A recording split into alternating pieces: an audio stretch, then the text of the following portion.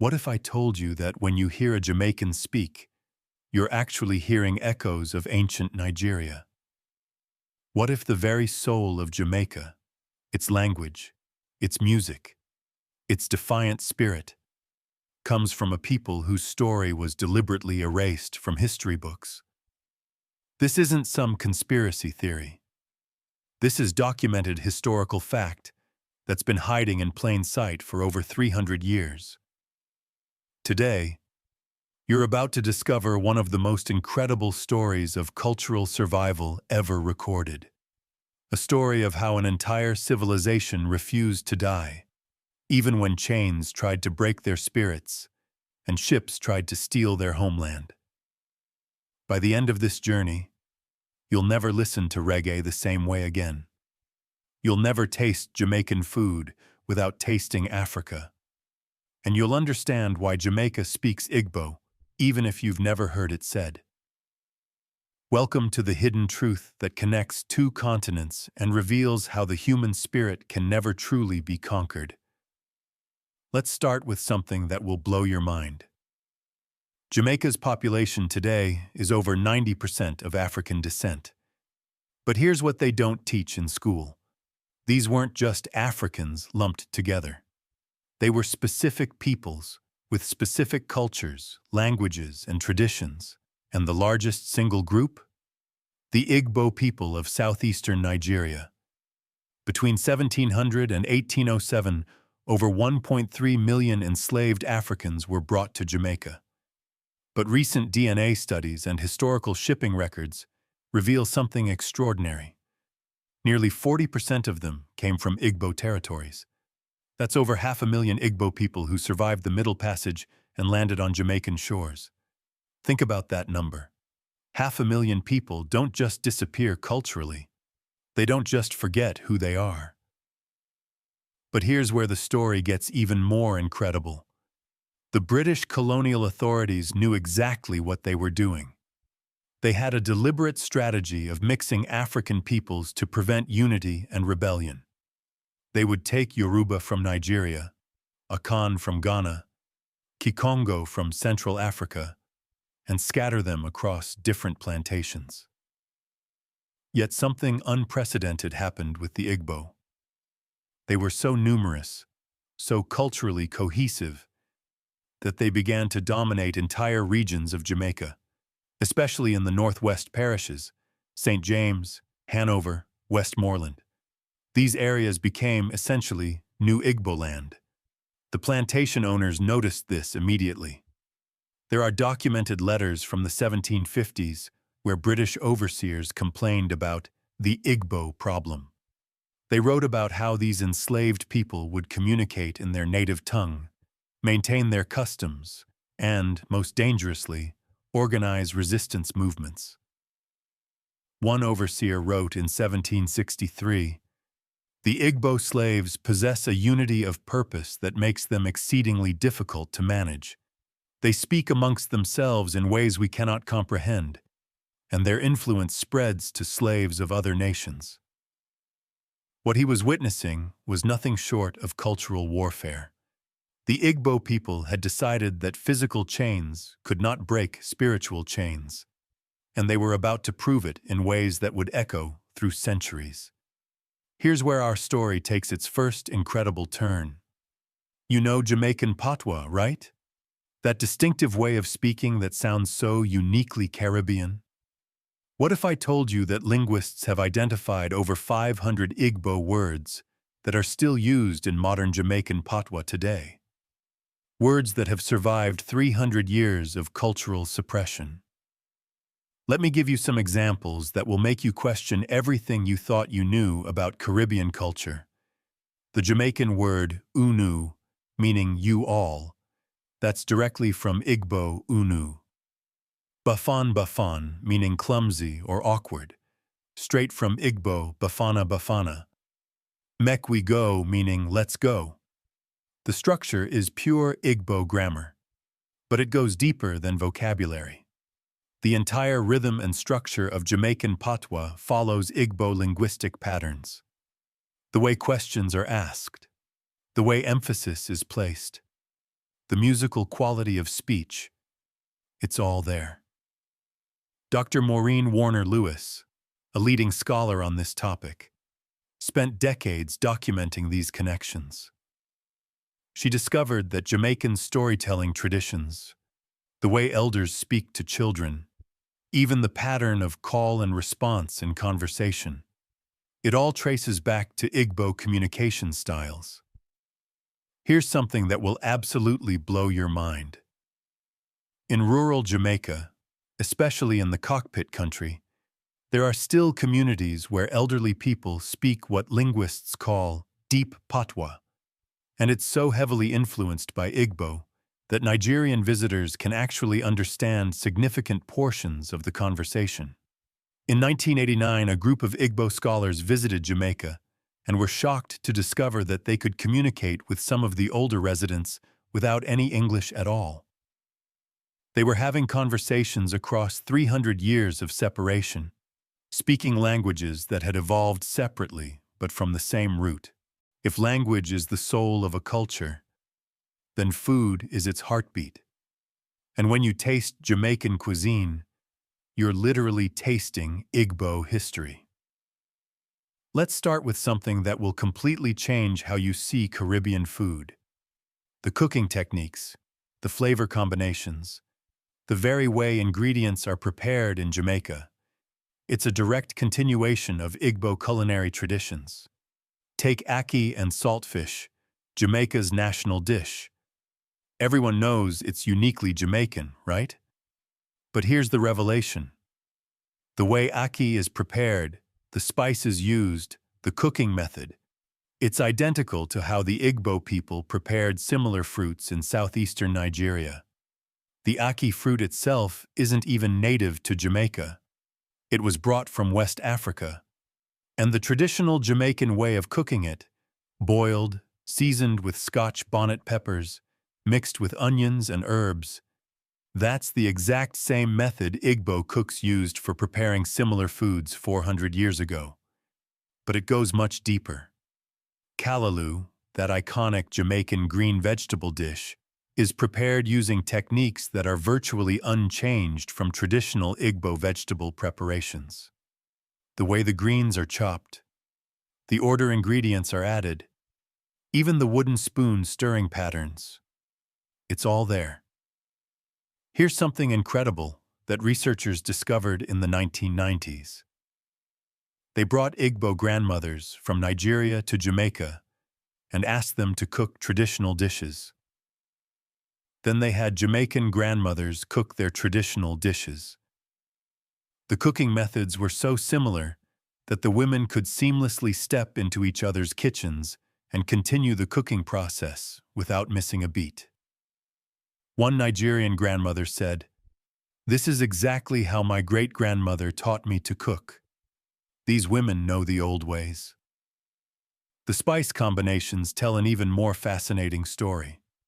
Jamaican jerk seasoning, that complex blend of Scotch bonnet peppers, allspice, thyme, and other aromatics, has direct parallels to traditional Igbo pepper soups and meat preparations. The balance of heat, herbs, and aromatics follows the same principles that Igbo cooks have used for centuries. Even the way Jamaicans traditionally prepare and consume food reflects Igbo customs. The communal eating style, the respect for elders being served first, the practice of sharing food as a sign of community, these are direct continuations of Igbo social traditions. But here's where it gets really emotional. During slavery, food became a form of resistance. Enslaved Igbo people would secretly prepare traditional dishes using whatever ingredients they could find or grow in hidden gardens. They were literally keeping their ancestors alive through taste and memory. Plantation records from the 1780s show that enslaved people in Jamaica were growing African vegetables in small plots behind their quarters. Okra, yams, and other crops that weren't native to Jamaica, but were essential to West African cuisine. They were creating a little piece of Nigeria in the Caribbean, and when they couldn't find the exact ingredients, they adapted. They used local Jamaican plants that had similar properties to African ones. They created new dishes that tasted like home while using what the land provided. This wasn't just about survival. This was about maintaining identity, keeping culture alive, and passing down ancestral knowledge through the simple act of cooking and eating together. Now we're getting to something that will completely revolutionize how you understand music history. When you hear reggae, when you feel that distinctive Jamaican rhythm that has conquered the world, you're hearing the heartbeat of Igbo culture. This is going to sound impossible, but I want you to listen to traditional Igbo drum patterns from Nigeria and then listen to classic reggae rhythms. The connection isn't subtle, it's undeniable. The syncopated rhythm that defines reggae, that offbeat emphasis that makes you want to move, that distinctive pattern that sounds so uniquely Jamaican, it's directly descended from Igbo ceremonial drumming patterns. But here's the incredible part. Musicologists have traced specific rhythmic sequences that appear in both traditional Igbo music and classic Bob Marley songs. Not similar patterns, the exact same rhythmic DNA. Dr. Olukoyawo Anani, an ethnomusicologist who spent years studying this connection, made a discovery that shook the music world. He found that the basic rhythm of No Woman No Cry matches precisely with a traditional Igbo ceremonial rhythm called Oja, the same rhythm used in Igbo communities for celebrations and spiritual gatherings. When Marley wrote that song, he wasn't consciously copying Igbo music. He was channeling ancestral memory that had been passed down through generations of Jamaican musicians who never forgot their roots. But it goes beyond reggae. Ska, the precursor to reggae, has rhythmic patterns that match traditional Igbo work songs. The call and response patterns in Jamaican folk music are identical to Igbo communal singing traditions. Here's something that will blow your mind. In the 1970s, a group of Igbo musicians visited Jamaica for a cultural exchange. When they heard Bob Marley and other reggae artists perform, they immediately recognized the rhythms. One musician said, "This is our music. They are playing our ancestors' songs." Even more incredible, Jamaican musicians who met these Igbo visitors found they could jam together without any rehearsal. The rhythmic understanding was so deep, so instinctual, that 300 years of separation meant nothing. They were speaking the same musical language. The drumming techniques tell an even more fascinating story. The way Jamaican drummers hold their sticks, the patterns they play, even the spiritual significance they attach to drumming, it all connects back to Igbo traditions. In Igbo culture, drumming isn't just music. It's communication with ancestors, with spirits, with the divine. The same spiritual approach to music exists in Jamaica. Rastafarian drumming ceremonies, the spiritual significance of reggae music, the belief that music can heal and transform. These are direct continuations of Igbo spiritual practices. But here's the most incredible part. Enslaved Igbo people used music as a form of coded communication. They would embed messages in songs, use rhythmic patterns to coordinate activities, even plan escapes through musical signals. Plantation owners knew this was happening. There are recorded complaints from the 1770s about how enslaved people would gather at night and play drums, and the overseers couldn't understand what was being communicated, but knew it was significant. One overseer wrote, "The Igbo slaves possess a system of musical communication that appears to coordinate their activities across great distances. We have banned the drums, but they continue to make music with whatever materials they can find." They banned traditional drums, so the enslaved people made new instruments from bamboo, metal, whatever they could find. They preserved the rhythms even when they couldn't preserve the original instruments.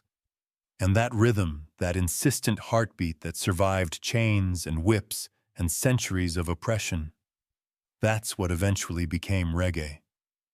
That's what Bob Marley carried to the world stage. That's what made Jamaica's music legendary. When the world fell in love with reggae, they were falling in love with Igbo cultural DNA that had refused to die. Now we're going to explore something absolutely extraordinary. How entire communities in Jamaica became living museums of Igbo culture, preserving traditions that have been lost even in some parts of Nigeria. In the northwestern parishes of Jamaica, St. James, Hanover, Westmoreland, something unprecedented happened during the slavery era. The concentration of Igbo people became so dense that these areas functioned as cultural strongholds, where African traditions could survive and evolve. These weren't just random settlements. These were carefully constructed communities where Igbo people intentionally preserved their way of life under the most impossible circumstances. Let me paint you a picture of what this looked like. In the cockpit country of Jamaica, there are communities that were established by escaped enslaved people, the Maroons. But recent genealogical research has revealed that many of these Maroon communities were primarily Igbo, and they maintained traditional Igbo social structures for generations. They had councils of elders that functioned exactly like traditional Igbo village councils. They settled disputes using traditional Igbo justice systems. They organized their settlements according to traditional Igbo principles of community layout. Here's something incredible. Anthropologists studying these communities in the 1980s found that some of the social customs were more authentically Igbo than what existed in Nigeria at the time, because colonial influence in Nigeria had disrupted many traditional practices, while the isolated Jamaican communities had preserved them unchanged. One researcher noted, "These Jamaican communities are like time capsules of 18th century Igbo culture." But it wasn't just about preserving the past. These communities adapted and evolved Igbo traditions to fit their new environment while maintaining the essential cultural DNA. Take their storytelling traditions. In these Jamaican communities, the practice of evening storytelling sessions, where elders passed down wisdom through tales and proverbs, continued exactly as it had in Nigeria. But the stories adapted to include Caribbean animals, local geography, and new experiences while maintaining traditional Igbo moral teachings and narrative structures. The Anansi spider stories that are famous throughout the Caribbean, many versions found in these Igbo-dominated communities contain elements that directly parallel traditional Igbo trickster tales about tortoise characters. Their agricultural practices are equally fascinating. These communities maintained traditional Igbo farming techniques, growing African crops using methods passed down through generations. They practiced crop rotation, companion planting, and sustainable agriculture techniques that were identical to traditional Igbo farming. Even more incredible, they maintained traditional Igbo concepts of land ownership and community responsibility. Land wasn't owned by individuals but held in trust by the community, with decisions made collectively, exactly as in traditional Igbo society. The spiritual traditions are perhaps the most remarkable preservation story. These communities maintained traditional Igbo spiritual practices, including ancestor veneration, connection to nature spirits, and healing traditions using local plants that had similar properties to African medicinal plants. When Christianity was introduced, instead of replacing traditional beliefs, these communities syncretized them, creating a unique spiritual system that honored both Christian and traditional Igbo concepts. This is why Jamaican spirituality has such a distinctive character that's different from other Caribbean islands. But here's the most incredible part. Some of these communities maintained oral traditions that preserved actual Igbo names, genealogies, and even geographical knowledge about specific villages in Nigeria. People who had never seen Africa could describe the landscape of southeastern Nigeria because the descriptions had been passed down through generations of storytelling. In the 1990s, when DNA testing became available, many Jamaicans from these communities discovered they could trace their ancestry to specific Igbo villages. Some even found living relatives in Nigeria who shared the same family stories and traditions. One remarkable case involved a Jamaican man who carried a family story about an ancestor who was taken from a village near a specific river. DNA testing connected him to a Nigerian family that had oral traditions about a family member who was captured during a slave raid near that same river over 200 years ago. These communities didn't just survive, they created a new form of Igbo culture that was simultaneously African and Caribbean, traditional and innovative, rooted in the past but adapted to their present reality. Here's where our story takes a dramatic turn into one of the most incredible tales of resistance in human history. The Igbo people in Jamaica didn't just preserve their culture. They used it as a weapon against oppression, organizing some of the most sophisticated resistance movements in the Caribbean. What I'm about to tell you will change how you understand Caribbean history forever. The British colonial authorities were terrified of Igbo people. Not just concerned, terrified. And they had good reason to be, because the Igbo had something that made them incredibly dangerous to the slave system. They had maintained their traditional military organization and warrior culture. In Igbo society, warfare wasn't just about fighting. It was about strategy, intelligence, community coordination, and sophisticated tactical planning. These skills didn't disappear when they were enslaved. They adapted and became tools of liberation. The most famous example is Tacky's Rebellion in 1760, one of the largest slave uprisings in Jamaican history. What's not widely known is that Tacky was Igbo, and so were many of his key lieutenants. But here's the incredible part. They organized the rebellion using traditional Igbo military structures and communication systems. They used traditional Igbo war councils to plan strategy.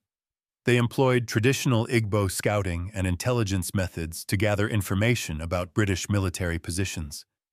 They even used traditional Igbo psychological warfare techniques to demoralize their opponents.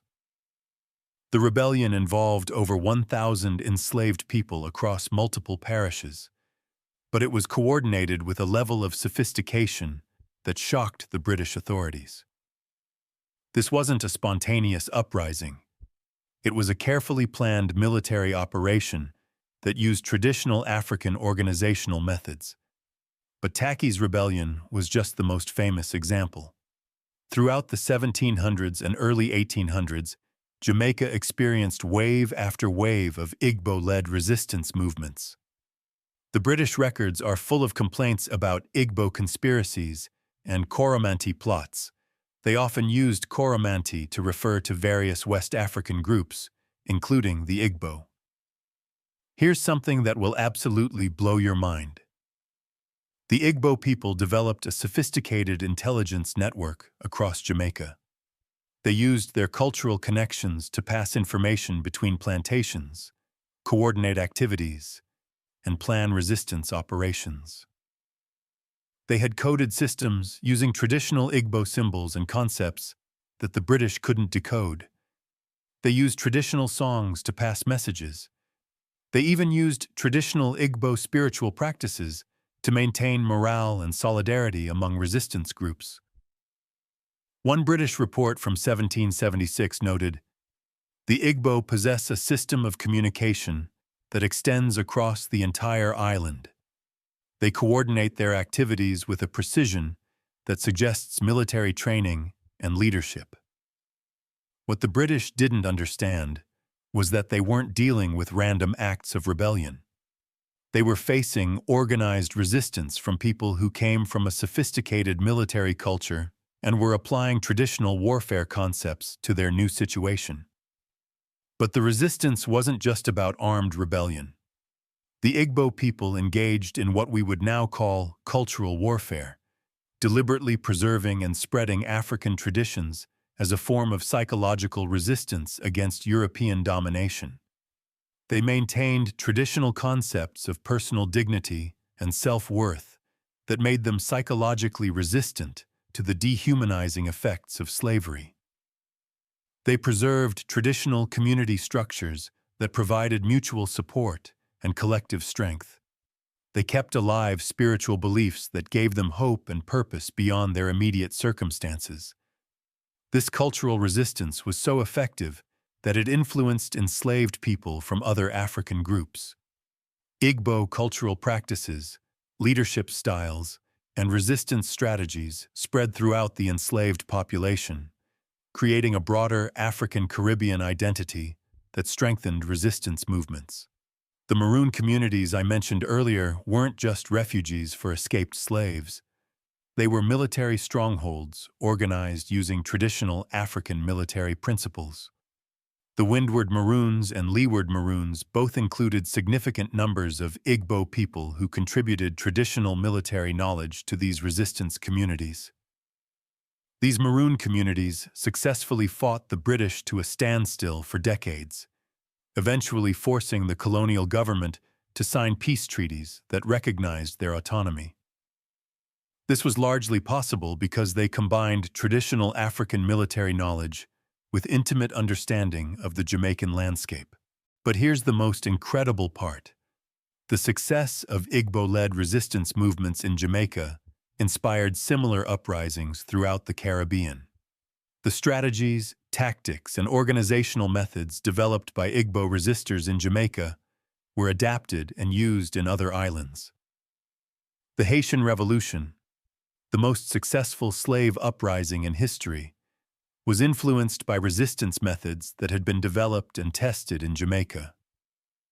There were direct connections between Jamaican and Haitian resistance leaders, and traditional African military knowledge played a crucial role in both movements. What we're seeing here isn't just individual acts of courage, it's the application of sophisticated African military and organizational traditions to the struggle for freedom in the Americas. The Igbo people didn't just resist oppression, they transformed resistance into a science. Now we're going to explore something that will completely revolutionize how you understand Jamaican spirituality and its global influence. The Igbo people didn't just bring their bodies to Jamaica. They brought their souls, their spiritual practices, and their profound understanding of the connection between the physical and spiritual worlds. What happened next would eventually give birth to movements that would change the world. Let's start with something that might shock you. Many of the spiritual practices that we associate with Jamaica, the deep connection to nature, the belief in spiritual healing, the concept of divine consciousness, these aren't just Caribbean innovations.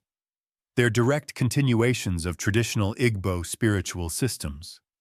In Igbo traditional religion, there's a concept called chi, the personal spiritual force that connects every individual to the divine. This concept survived slavery and became woven into Jamaican spiritual practices in ways that are still visible today. The Rastafarian concept of I and I, the belief that every person contains divine consciousness, has direct parallels to traditional Igbo concepts of personal spiritual power. The Rastafarian emphasis on natural living, herbal healing, and spiritual connection to Africa all reflect traditional Igbo spiritual values. But here's where it gets really incredible. Bob Marley, the man who carried Jamaican spirituality to the world stage, came from St. Anne Parish, an area with heavy Igbo cultural influence. His spiritual worldview, his understanding of music as a vehicle for divine consciousness, his belief in the healing power of natural herbs. All of this reflects traditional Igbo spiritual concepts. When Marley sang about one love and universal spiritual connection, he was expressing ideas that had been preserved in Jamaican communities with strong Igbo roots for over 200 years. But the spiritual influence goes much deeper than Rastafarianism. Traditional Jamaican folk healing practices, the use of herbs, spiritual cleansing rituals, the belief in spiritual causes of illness. These are direct continuations of traditional Igbo healing systems. Jamaican Obeah practices, while they incorporated elements from various African traditions, have strong Igbo components. The use of specific rituals, the understanding of spiritual balance, the connection between spiritual and physical health. These concepts are consistent with traditional Igbo spiritual medicine. Here's something that will blow your mind. In the 1980s, traditional healers from Nigeria visited Jamaica and found that many of the herbal remedies and spiritual healing practices used by Jamaican healers were identical to traditional Igbo methods, even though the practitioners had never had contact with Africa. One Nigerian healer said, "These people know the old ways. They have kept alive healing knowledge that is being lost even in Nigeria." But the most incredible aspect of this spiritual preservation is how it adapted to new circumstances while maintaining its essential character. Enslaved Igbo people couldn't practice their traditional religion openly, so they developed sophisticated systems of spiritual camouflage.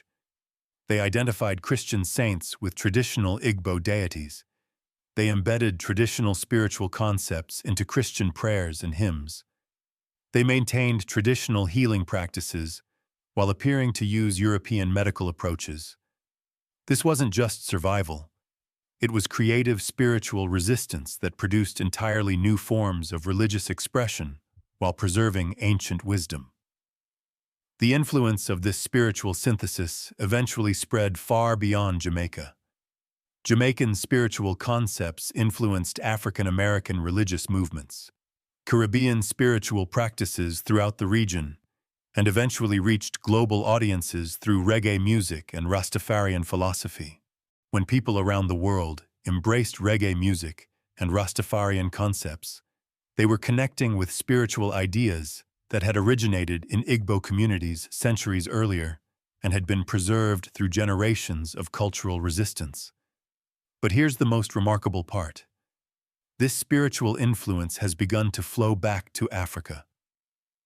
Rastafarian concepts and reggae spirituality have influenced contemporary African spiritual movements, creating a reverse diaspora of ideas that originated in Africa, evolved in the Caribbean, and returned home transformed.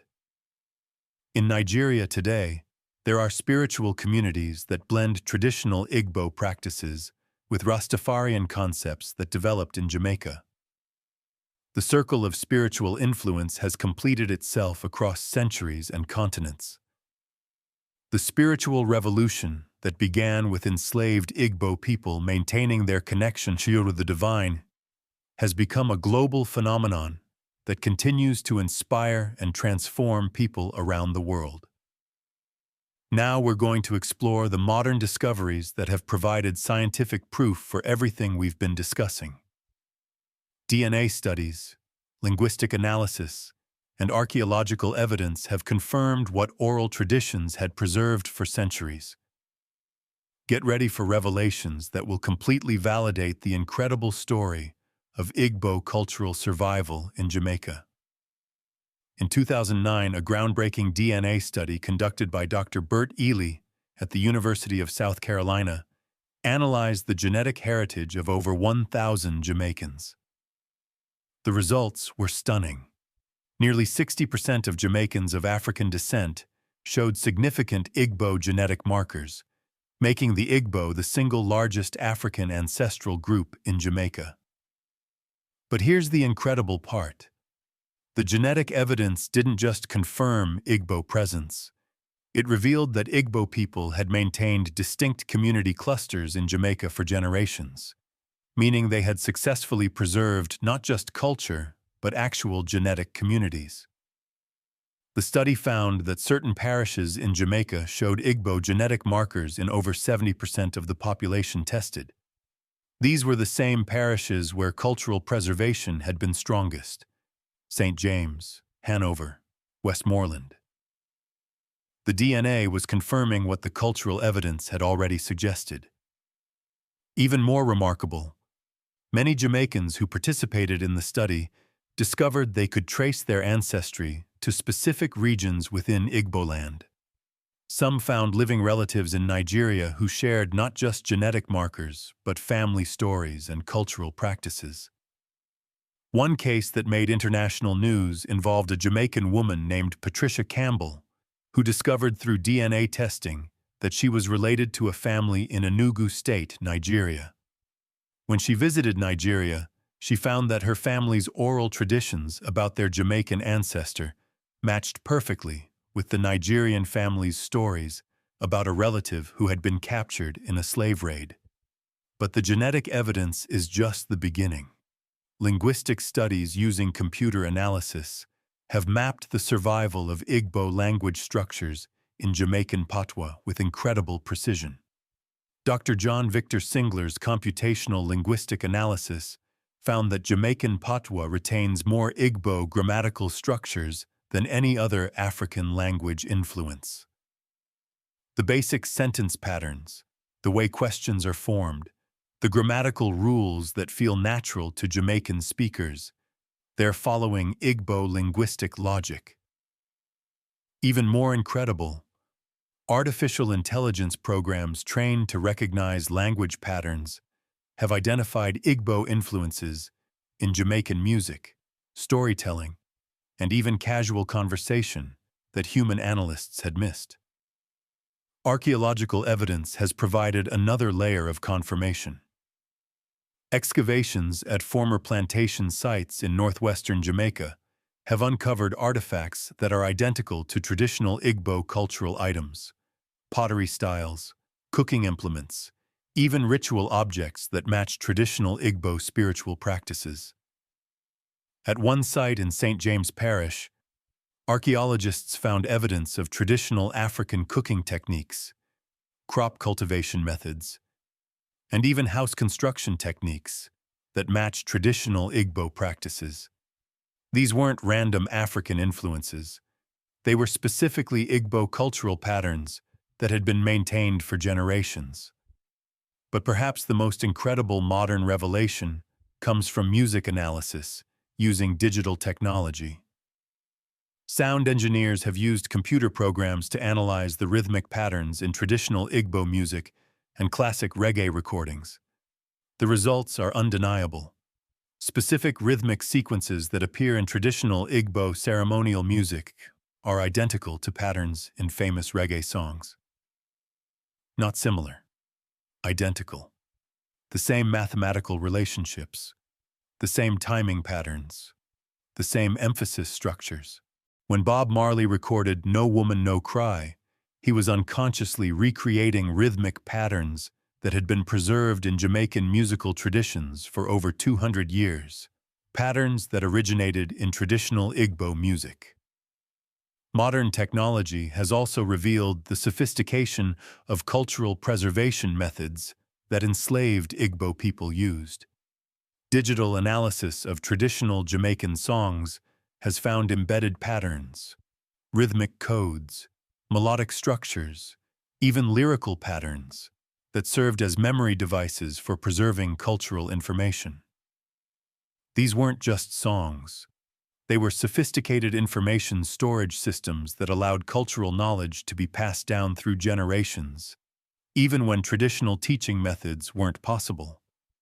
The modern revelations extend to contemporary Jamaican culture as well. Sociological studies have found that Jamaican communities with strong Igbo genetic heritage still maintain social structures, conflict resolution methods, and community organization patterns that match traditional Igbo practices. Even business practices and economic relationships in these communities reflect traditional Igbo concepts of reciprocity, collective responsibility, and community-based economic development. But here's the most incredible modern revelation. The cultural preservation was so successful that some traditional Igbo practices survived in Jamaica that have been lost in Nigeria due to colonization and modernization.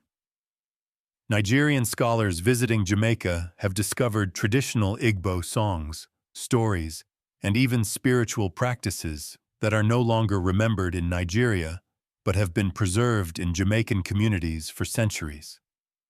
One Nigerian researcher said, "These Jamaican communities are preserving aspects of Igbo culture that we thought were lost forever. They are teaching us about our own heritage." The modern evidence doesn't just confirm the story of Igbo cultural survival in Jamaica. It reveals that this survival was far more complete, more sophisticated, and more influential than anyone had imagined. Now we're going to explore how this incredible story of cultural preservation in Jamaica eventually exploded onto the world stage and changed global culture in ways that most people never realize. The Igbo cultural DNA that survived in Jamaica didn't stay in Jamaica. It conquered the world. Let's start with something that will completely blow your mind. When reggae music became a global phenomenon in the 1970s, people around the world were unconsciously connecting with traditional Igbo rhythmic patterns and spiritual concepts that had been preserved in Jamaica for centuries. Bob Marley's global tours weren't just music concerts. They were inadvertent cultural missionaries spreading traditional African spiritual and musical concepts to audiences who had no idea they were experiencing ancient Igbo cultural expressions. When No Woman No Cry became an international anthem, when One Love became a global message of unity, people were responding to cultural and spiritual concepts that originated in Igbo communities and had been preserved through centuries of Jamaican cultural resistance. But the global impact goes far beyond music. The Jamaican approach to natural healing, spiritual consciousness, and connection to nature that influenced the worldwide popularity of Rastafarianism.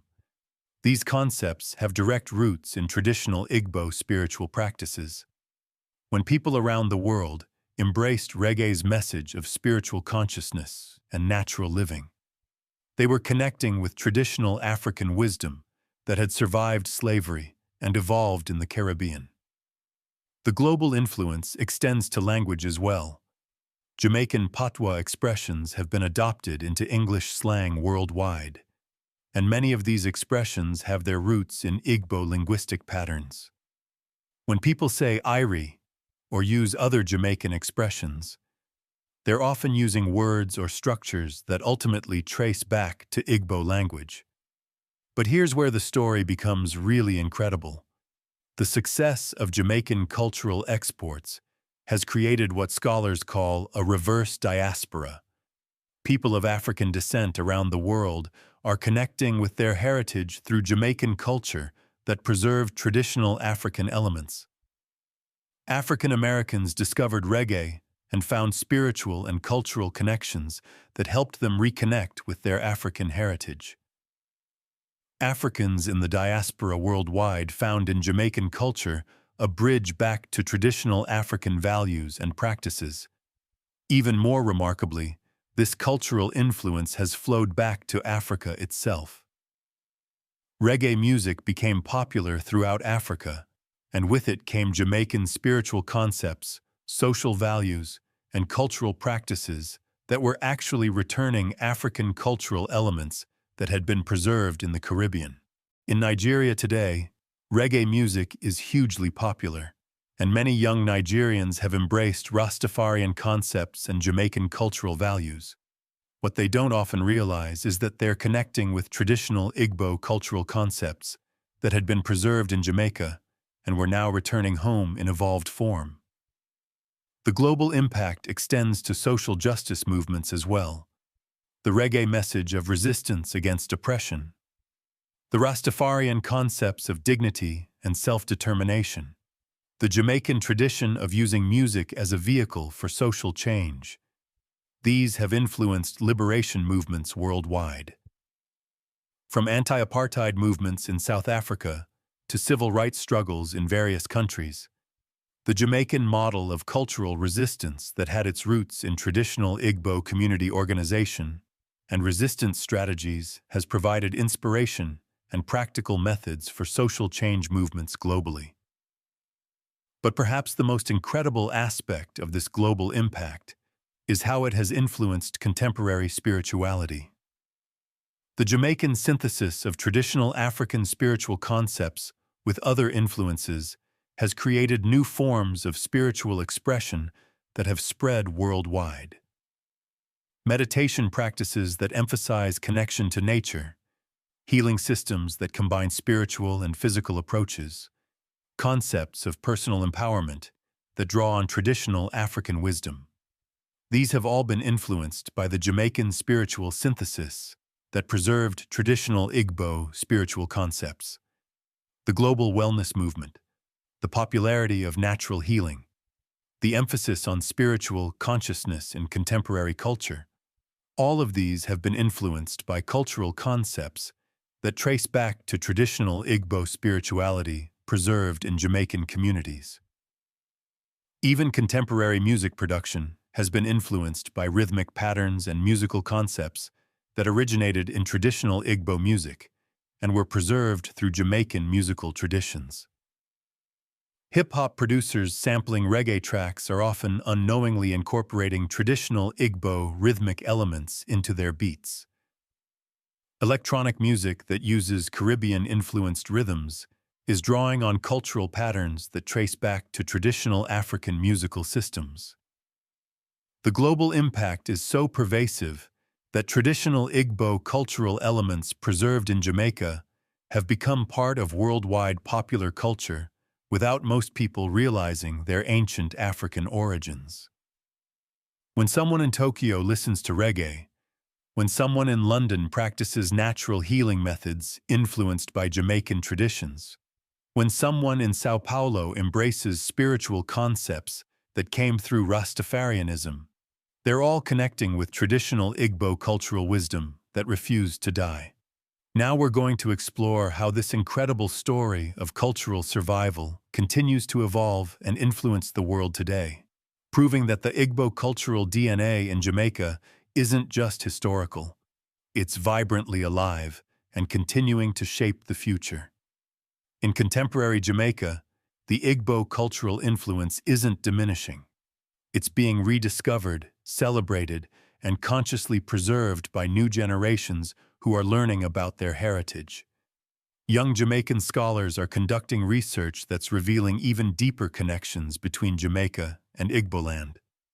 They're finding family connections, cultural parallels, and historical links that previous generations never knew existed. Social media has created unprecedented opportunities for cultural connection. Jamaicans are connecting directly with Igbo people in Nigeria through online platforms, sharing cultural practices, comparing traditions, and discovering shared heritage in real time. One incredible example: a TikTok video of a traditional Jamaican dance went viral in Nigeria because viewers recognized it as similar to a traditional Igbo dance. The video sparked conversations between young Jamaicans and Nigerians that led to cultural exchanges and deeper understanding of their shared heritage. But it's not just about rediscovering the past. It's about applying traditional wisdom to contemporary challenges. Jamaican communities are using traditional Igbo concepts of collective responsibility and community organization to address modern social issues. Community-based economic development projects in Jamaica are drawing on traditional Igbo economic principles. Conflict resolution methods that trace back to traditional Igbo justice systems are being used to address contemporary social problems. The influence continues to expand globally as well. Jamaican diaspora communities worldwide are becoming centers for preserving and spreading traditional African cultural values that were preserved in Jamaica. In New York, London, Toronto, and other cities with large Jamaican populations, cultural centers are teaching traditional practices that ultimately trace back to Igbo heritage. Children of Jamaican immigrants are learning about their African roots through cultural traditions that were preserved in the Caribbean.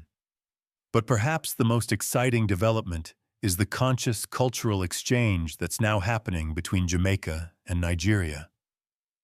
Universities in both countries have established exchange programs focused on studying the cultural connections.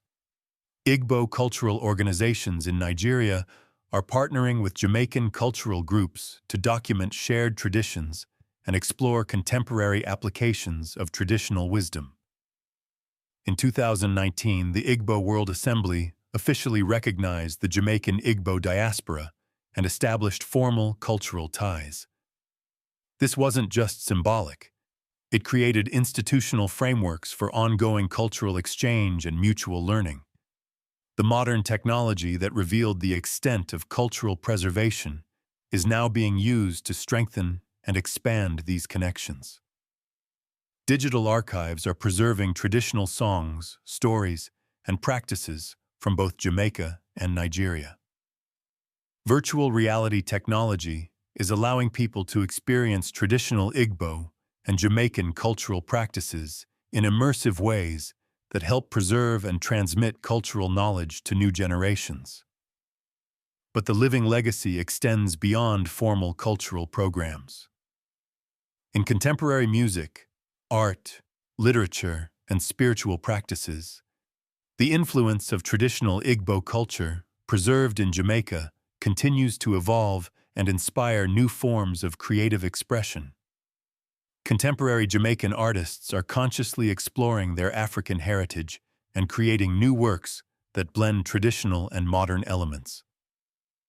Reggae artists are studying traditional Igbo music and incorporating ancient rhythmic patterns into contemporary songs. Nigerian artists influenced by reggae and Jamaican culture are creating fusion works that bring the cultural circle full cycle, combining traditional Igbo elements with Jamaican-influenced expressions. The spiritual legacy is equally vibrant. Contemporary spiritual movements worldwide continue to draw on the synthesis of traditional African and Caribbean spiritual concepts that preserved ancient Igbo wisdom. Healing practices that combine traditional African knowledge with contemporary wellness approaches are gaining popularity globally, often building on foundations that were preserved through Jamaican cultural traditions.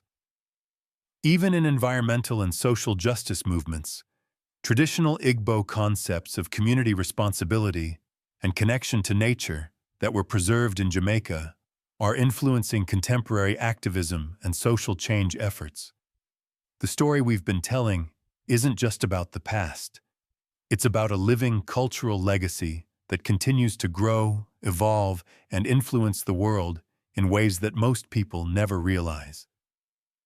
Every time someone listens to reggae and feels spiritually uplifted, every time someone embraces natural healing practices, every time someone applies traditional wisdom to contemporary challenges, they're participating in a cultural legacy that began in Igbo land, survived slavery, thrived in Jamaica, and continues to transform the world.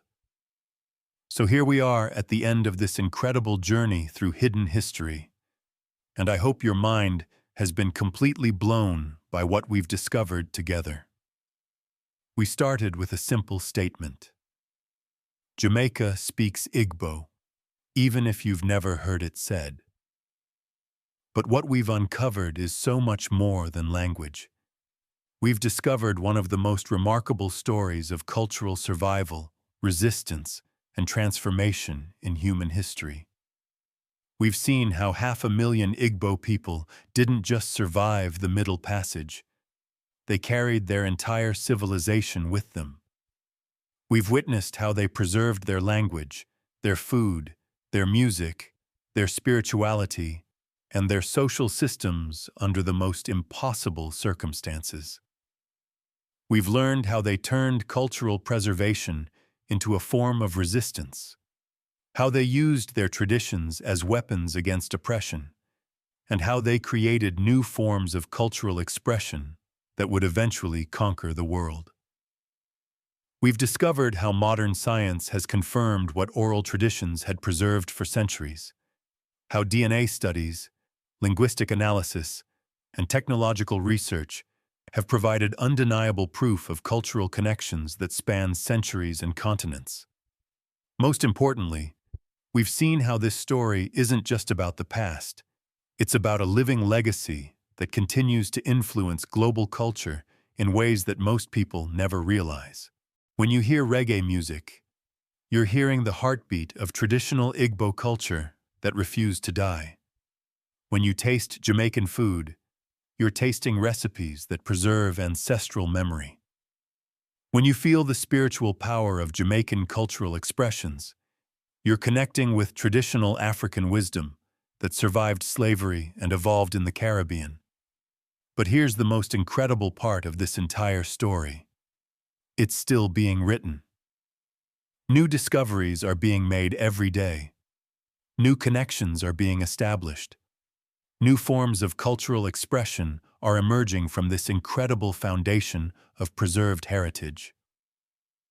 The Igbo people who were taken from Nigeria 300 years ago didn't just survive. They created a cultural legacy that has influenced the entire world. They proved that the human spirit cannot be conquered, that culture cannot be destroyed, and that traditional wisdom has the power to transform even the most oppressive circumstances. Jamaica speaks Igbo not just in words, but in rhythm, in flavor, in spirit, in the very essence of what makes Jamaican culture so distinctive and powerful. And now that you know this story, you'll never experience Jamaican culture the same way again. You'll hear the Igbo heartbeat in every reggae song. You'll taste the African heritage in every Jamaican dish. You'll feel the ancient wisdom in every spiritual expression. This is the hidden truth that connects two continents and reveals how culture transcends time, geography, and even the most determined efforts to destroy it. The next time someone tells you about the African diaspora, remind them that it's not just about displacement. It's about survival, preservation, and the incredible power of the human spirit to maintain identity and create new forms of beauty, even under the most challenging circumstances. Jamaica speaks Igbo. And now, finally, the world is beginning to listen. But here's what I need you to do right now. Share this story. Because for too long, this incredible truth has been hidden in academic papers and forgotten archives. For too long, people have experienced Jamaican culture without understanding the profound African heritage that makes it so powerful. Every time you hear reggae music, remember, you're hearing the heartbeat of Igbo ancestors who refuse to let their culture die. Every time you see someone embrace natural healing or spiritual consciousness, remember, they're connecting with traditional African wisdom that survived the Middle Passage. Hit that subscribe button if this story absolutely blew your mind, because we're just getting started. There are dozens of hidden connections between Africa and the Caribbean that have been deliberately erased from mainstream history. Stories of cultural survival that will change everything you thought you knew about the African diaspora. In our next video, we're uncovering how the Yoruba people secretly preserved their entire religious system in Cuba, creating Santeria, a spiritual revolution that's now practiced worldwide. And after that, we're revealing how the Akan people of Ghana created the foundation of African American cultural resistance through their preservation methods in South Carolina. But I need to know, what other hidden cultural connections do you want us to investigate? Drop a comment and tell us what diaspora story you think needs to be told. Because this isn't just about history. This is about understanding who we are and where our global culture really comes from. And if this video changed how you see Jamaican culture, if it made you proud of African heritage, if it made you understand something new about yourself or your ancestors, share it. Share it with someone who loves reggae music. Share it with someone interested in history. Share it with someone who needs to understand the power of cultural survival. Because this isn't just Jamaican history or African history. This is human history. This is the story of how love, culture, and identity can survive anything. This is proof that the human spirit is unbreakable. The ancestors who preserved this culture for 300 years did it so their descendants would know who they are. Honor their sacrifice. Share their story. Jamaica speaks Igbo. Make sure the world hears it. Drop a Jamaica flag if you're proud of Jamaican heritage. Drop A if you're proud of Igbo heritage. Drop a red heart if this story touched your soul. And remember, you are connected to something ancient, something powerful, something that refused to die. That's your heritage. That's your strength. That's your story. Now go share it with the world.